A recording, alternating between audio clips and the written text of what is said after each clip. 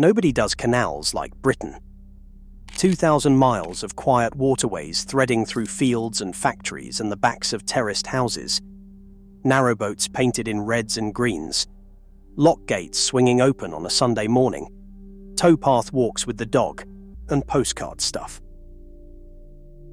We begin with the tunnel that has embraced its reputation so completely that the Canal and River Trust now runs a Halloween event inside it.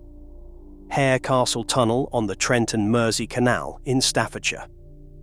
There are 2 parallel tunnels here beneath the town of Kidsgrove. James Brindley cut the first. Thomas Telford cut the second.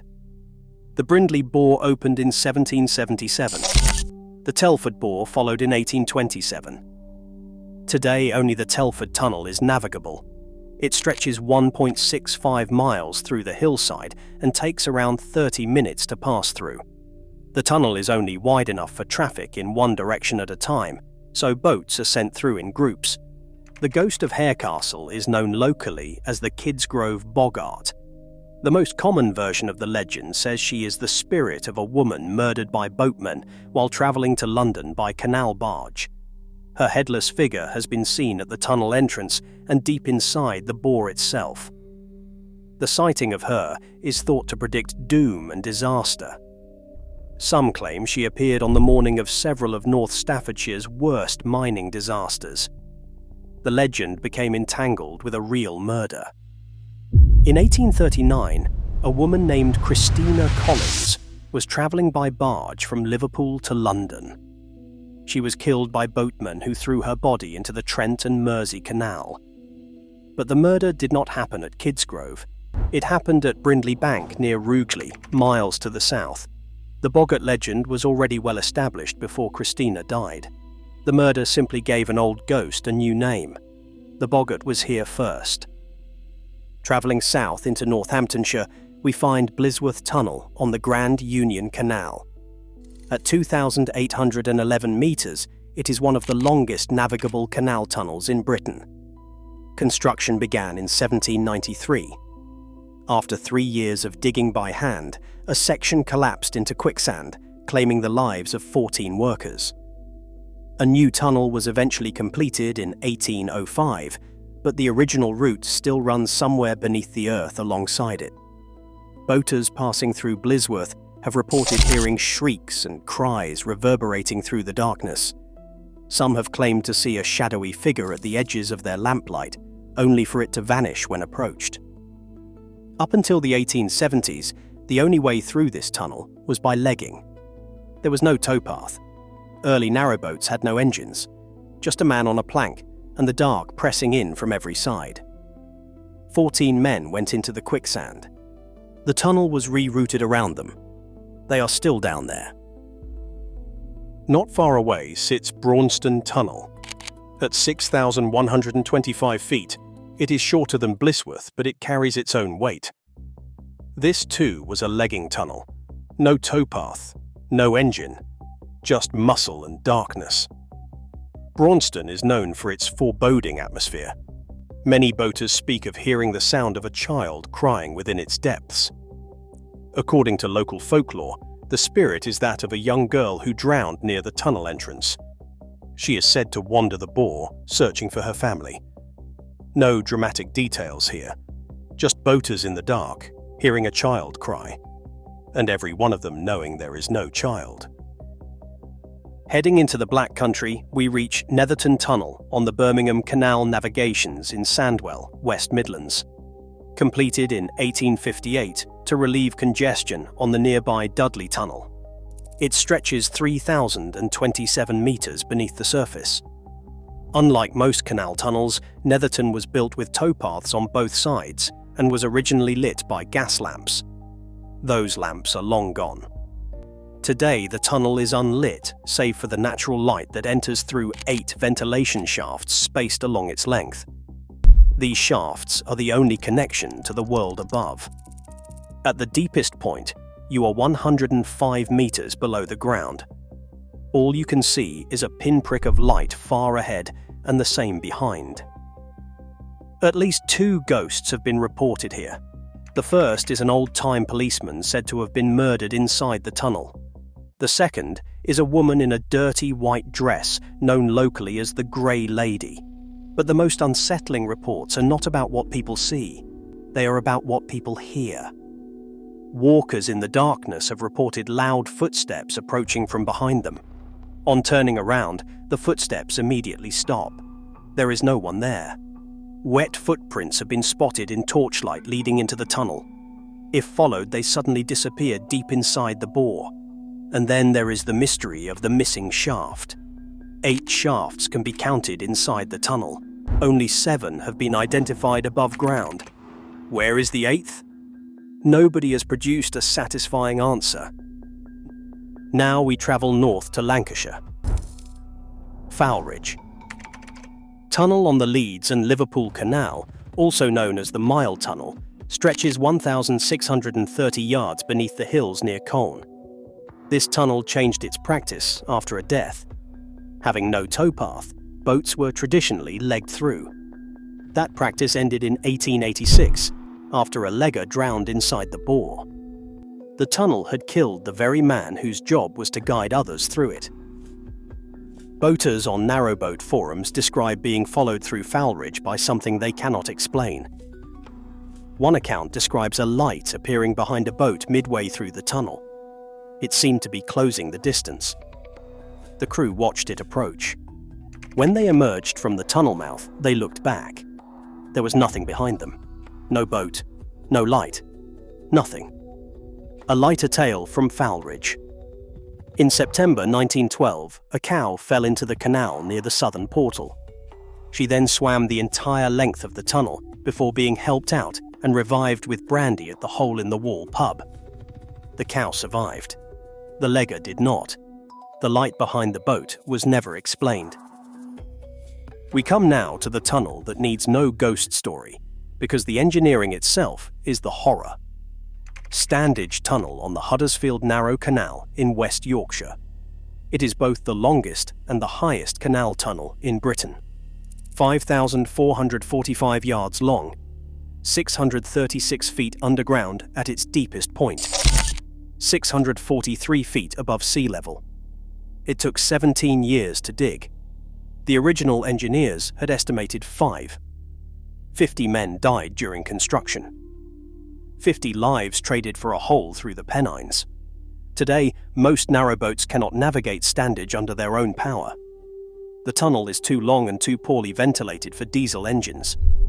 Electric tugboats haul vessels through instead. The journey takes 1 hour and 20 minutes, 80 minutes underground in near total darkness. 3 railway tunnels run parallel through the same hillside.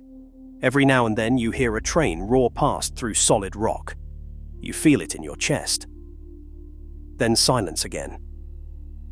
Even the Canal and River Trust acknowledges that Standage is possibly the most haunted tunnel in the United Kingdom. Those men died building it. You travel through their workplace for 80 minutes with dripping brick above you and black water below. It is a grave that remains in service. Beneath Castle Hill in the Black Country lies Dudley Tunnel. This is not a straightforward canal bore. It opens into vast natural limestone caverns underground, caves carved by water over millennia and then expanded by generations of miners. The Dudley Canal Trust runs electric boat tours into these chambers. The effect is deeply disorienting. You move from the claustrophobic confines of a narrow brick tunnel into sudden yawning voids of limestone where your torch beam simply vanishes upward into nothing. Boaters have reported sounds in the cavern sections that do not behave as sound should. Echoes arriving before the original noise. Whispers carrying across distances that physics does not support. On the Welsh border, Chirk Tunnel carries the Llangollen Canal 459 yards through the hillside. It is one of the longest tunnels with a walkable towpath. Near the tunnel, in North Wales, there are reports of a headless horseman. The spectre is believed to be the spirit of a worker who lost his life during construction. Those who have encountered the apparition describe a cold wind that accompanies his appearance, even when the air is otherwise completely still. Chirk sits on the old border between England and Wales. The towpath runs through the tunnel, and walkers share the space with the darkness. It is one of the few canal tunnels you can enter on foot without a boat. Many choose not to. Coseley Tunnel on the Birmingham Canal. Navigations carries a haunting rooted not in legend, but in documented tragedy. The ghost here is known as the White Lady. Local records identify her as Hannah Johnson Cox, who lived with her husband and 5 children around 1900. Hannah was suffering from severe depression after the birth of her last child. Losing her home was the final breaking point. In a deeply distressed state, she drowned 2 of her small daughters in the canal near the tunnel entrance, tying them in an apron. She then gave herself up to the police. Taking into account her mental state, Hannah escaped the gallows but spent the rest of her life in an asylum. This is not a ghost story told for entertainment. This is a story of poverty and untreated illness, and the destruction of a woman who received no help until she had done something that could not be undone. The White Lady of Coseley is not a boggart. She is a record of what the Victorian era did to women who broke. In Derbyshire, Butterley Tunnel on the Cromford Canal is not haunted. It is something worse. It is sealed. When it opened in 1794, it was the 3rd longest canal tunnel in the world. 3,083 yards ran through the hillside beneath Ripley. There was no towpath. The bore was for the most part only 9 feet wide. Narrowboats were pushed through using the muscle power of the crew, legging in the dark through a space barely wider than the boat itself. In 1889, subsidence caused the tunnel to close for 4 years. A partial collapse in 1900 split the Cromford Canal in 2. A third collapse in 1907 ended all hopes of repair. The tunnel was declared beyond economical salvation in 1909. But here is what makes Butterley exceptional. 2 loading shafts were sunk directly from the Butterley ironworks above, down to a wharf inside the tunnel itself. An underground dock, deep inside a hill, where narrowboats loaded iron by candlelight. That wharf is still down there, sealed off. Dark. No one knows what state it is really in. Beneath the pavements of Angel in North London, the Islington Tunnel carries the Regent's Canal 960 yards under one of the busiest parts of the city. Thousands of people walk over it every day. Almost none of them know it is there. Like so many tunnels on the network, Islington had no towpath. Barges were legged through. 2 boatmen would lie on their backs on planks laid across the bows and walk along the tunnel walls, inching the boat forward with their feet. Construction was funded in part through a government loan scheme designed to provide employment for the poor. Men too poor to refuse work were sent into the hillside to dig a passage for a canal company that had run out of money. The tunnel opened. The canal prospered. The navvies were not mentioned again. A short distance along the same canal sits Maida Hill Tunnel. A short tunnel. A short story. But one that does not leave you easily. In 1825, 3 men were working a boat through when the boards they were lying on slipped. 1 man was seriously injured. A second was crushed to death by the barge. The body of the third was never found. The tunnel is 249 meters long. The canal is not deep. A man fell from his plank in a space barely wider than the boat he was pushing. His body was never recovered from a channel you could wade through. The tunnel kept that man. It has not given him back in 200 years. In the Cotswolds, Sapperton Tunnel held the title of the longest canal tunnel in the world when it opened in 1789. Over 2 miles through the limestone. 5 years of digging. Workers died of fumes and collapses. The ventilation shafts were insufficient and men were carried out unconscious. The canal company never made the money it expected. Traffic dwindled. Maintenance stopped. The tunnel began to collapse, section by section, through the 19th century.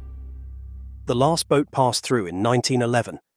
Today, both portals remain visible, but the tunnel itself is sealed and partially flooded. You can stand at the entrance and look into the dark. The tunnel goes nowhere now. It leads only inward, and then it stops. In Northamptonshire, Crick Tunnel on the Grand Union Canal stretches 1,170 yards through the hillside. The ghost associated with Crick goes by the name Kit Crewbucket. The name itself is debated. Some suggest it derives from the Kidsgrove Boggart legend that simply migrated south along the canal network with the boatmen who carried the story. This is how canal ghosts work. They travel. They follow the routes their stories follow. A ghost seen at Harecastle becomes a ghost known at Crick because the same boatmen passed through both tunnels and carried the tale between them. The canals were not just a transport network for goods. They were a transport network for fear. We end with Waste Hills Tunnel on the Worcester and Birmingham Canal. Not the most dramatic story. Simply the longest navigable tunnel you can enter without booking a passage, without a chaperone, without anyone knowing you are inside.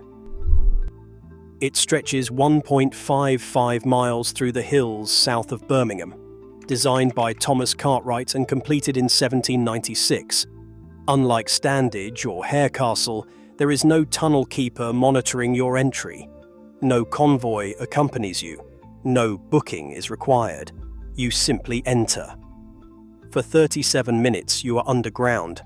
If your engine fails, if your light fails, you are alone in the dark, beneath a hill in the West Midlands, with no one expecting you at the other end. Most boatmen will tell you that the tunnel itself is not the problem.